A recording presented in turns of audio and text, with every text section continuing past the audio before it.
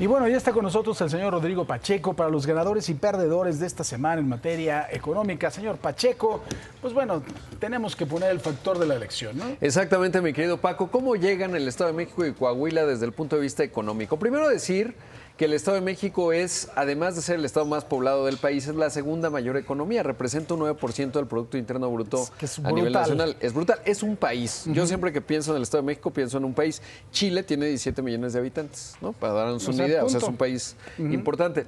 Luego, cerró con un avance el año pasado, que son los datos más recientes, de 2% es el crecimiento, un menor ritmo que el 3.1% que tuvo el país en su conjunto. En el caso de Coahuila es una economía muy dinámica, pero representa 3.3% del PIB, es bastante más pequeña, y cerró el 2022, me sorprendió el dato, ahora que lo veía, porque apenas un crecimiento de 0.6%, pensaba que estaba más dinámica.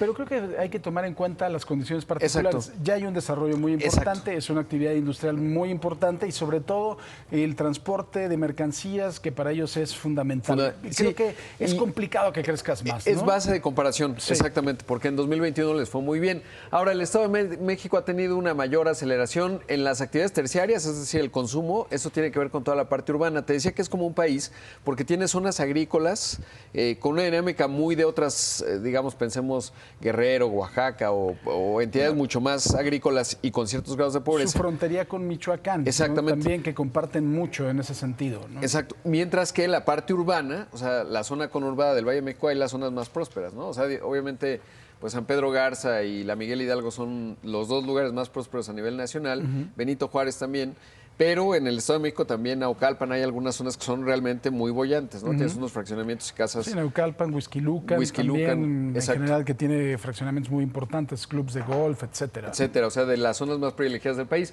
Bueno, el hecho es que el Estado de México va 1.9% ya en niveles prepandemia. Ahorita estaba revisando, si comparamos el primer trimestre de 2020 al cuarto trimestre de 2022, va a 1.9%. En el caso de Coahuila, casi igual, 2% arriba que niveles prepandemia, quiere decir que ya más o menos se van recuperando.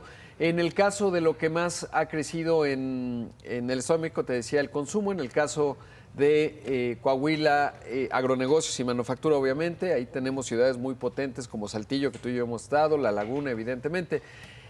¿Cuáles son los perdedores, los sectores perdedores? En el caso del Estado de México, las actividades secundarias no le ha ido tan bien en la manufactura, aunque es una entidad manufacturera también. Te digo que es un país, básicamente. Y Coahuila, el sector menos bollante, ha sido el de las actividades secundarias por base de comparación, porque evidentemente es un estado también muy industrial. Y bueno, pues esos son algunos de los datos. ¿Cuáles son las secundarias? Las secundarias son las actividades manufactureras, el sector de la construcción y las actividades de extracción, minería y petróleo, que obviamente en el caso de Coahuila es exactamente lo que tienen más infraestructura. Así es, mi Interesante, señor Pacheco. Gracias. Muchísimas gracias.